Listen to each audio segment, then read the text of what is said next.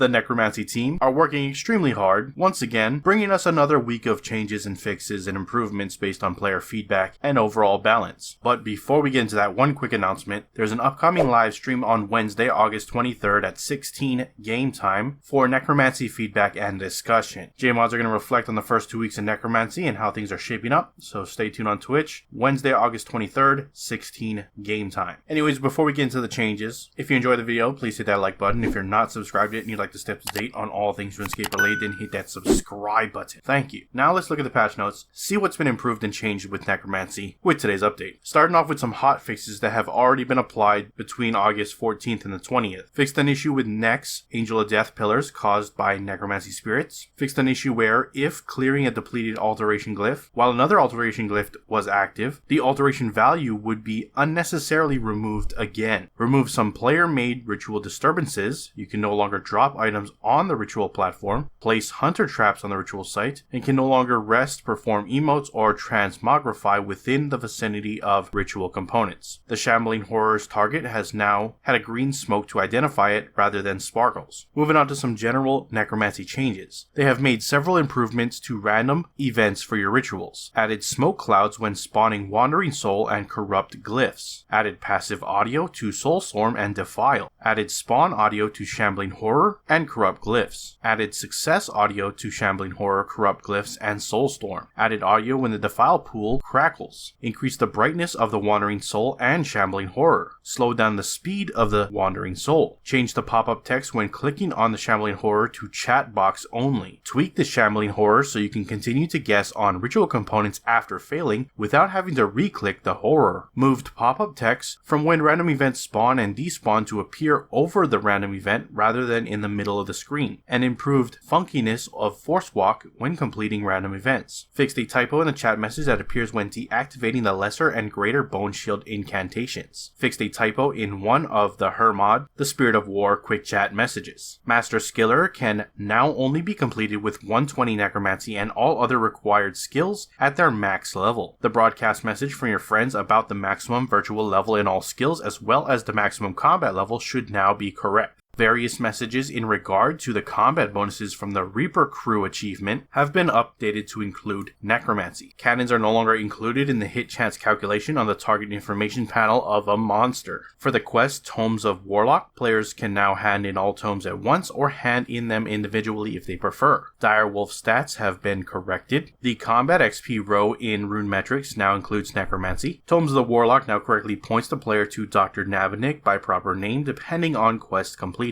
The Remy familiar override no longer deforms when using a Hellhound summon in an attack. Deposit all into the focus storage will no longer give an error message. All augmented Necromancy armor and weapons properly drain divine charges when used in combat. Fixed Hemlock's broken animation when teleporting to Winkin's farm. Fixed a typo in the Spirit of War quest. Fixed a stretching issue with Lord Eudora in a cutscene during the remains of the Necrolord quest. You can no longer talk to Nettie's skeleton that was spawned by another player. Hicklaren now uses his most recent model in the city of Super Necromancy Potion now uses 5 congealed blood with a Spirit Weed Vial. Other players' pets no longer visible at the ritual site. Added a bank pin to the ritual chest. Updated Bart's Examine must have met the Bart Ender. Clicking away from the ritual platform before starting no longer force walks players back to the platform. The Dragonkin Bones model on the ritual pedestal no longer uses the Rune Dragon Bones model. Conjured spirits will no longer forcibly close interfaces. Teleporting to the ritual site via the Tome of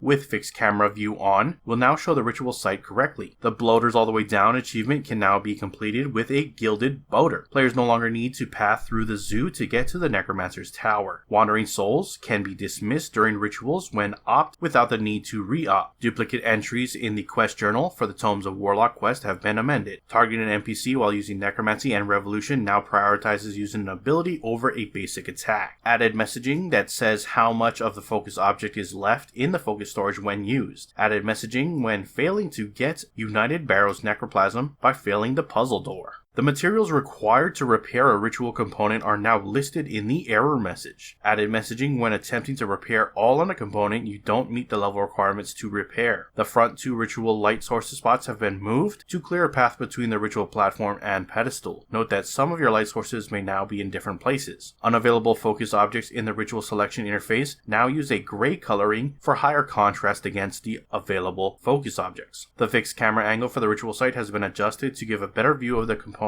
behind the pedestal. Added a new bank preset name for Necromancy rituals. Duplicate entries in the quest journal of the Tome of Warlock quests have been amended. The "Are these meant to be squishy? Medium City of area task has been renamed to "'Tis merely a flesh" rune. Picked up regular ashes will now be transported to the bank when wearing a Tome of 1 or Tome of 2. Bone Crusher now triggers if activated, while Tome of auto storage is also active, but the ritual storage is full. And lastly, the issue with some cosmetic auras have been visible, while the skilling auras are active has now been fixed. Moving on to Necromancy combats, the Necromancy basic attack can now be cast when using Revolution after interacting with the inventory. Targeting an NPC while using Necromancy and Revolution now prioritizes using an ability over a basic attack. The Death Skulls ability will now correctly ready Death Spark when using the Death Essence special attack from the Omni Guard. The tier 70 plus Death Guard special attack, Necrotic Grasp, will no longer fail to cast on Kriara/Avanci. The Darkness incantation duration has been increased from 4 minutes to 12, with the rune cost increasing to account for this. Darkness incantation will no longer be cleared when teleporting to certain locations. Reduce the rune cost of the Invoke Death incantation. Bloat has a 1.8 second tick time rather than 3 seconds. Made several changes to the Nihil summoning familiars. Updated the Ice Nihil to be a Necromancy familiar, which was previously magic. All familiar Nihils are now 112 combat. Fixed an issue with missing accuracy modifier for Necromancy. Players were unaffected by, for example, stagger. And fixed an issue with the Smoke and Ice Nihil base stats. The Omni Guard passive effect, maximum stacks have been reduced from 6 to 5, and the adrenaline cost for the special attack reduced from 50 to 30%. And Necromancy abilities can no longer benefit from the Greater Fury ability's critical strike buff. Finally, we're going to look at some general changes. Melee, range, and magic abilities can once again benefit from the Meteor Strike, Incendiary Shot, and Tsunami abilities' adrenaline boosting buffs, but we are investigating more meaningful changes to these abilities that maintain value for experienced combat players and avoid unnecessary complexity for those less experienced. Using the Blood Reaver special ability will no longer stall the player if they are in a combat stance. Due to an issue for account linking, the Prime Gaming package is moved to 30th of August until 27th of September, fixing an issue causing a force log when attempting to charge a Law Staff by using it on Law runes. Law Staff now provides info box feedback when attempting to add charges. The Bone Crusher, the Death Note Archaeology Relic, and the Tier 4 Fremnik Boots should now work correctly when used together. The Regenerate ability can now be manually activated while having the upgraded Infernal puzzle box in your inventory. Genocidal no longer works while having a Slayer wildcard in the inventory and killing a monster that's not the current Slayer task. Genocidal still functions correctly when attacking monsters on task. Fixed an issue where Aurora and Soul variants of the Tier 90 power armors could not be upgraded to their Elite Tier 92 versions. Corrected an issue that prevented scrolling in an activity tracker window. Fixed a crash that occurred when claiming the Boulder Pet reward from Treasure Hunter and other Treasure Hunter promotions with a similar functionality. Re-enabled the Earn Key buttons on mobile and Steam. And lastly, Last Wheels should no longer appear on the Treasure Hunter probabilities interface. That is it for your patch notes. Links to everything discussed in this video will be down in the description below. If you missed last week's video looking at the previous changes from the Necromancy team, it'll be on screen now, so looking forward to seeing you there. If not, I'll see you with the next news coverage video. But until then, I'm out. Aloha.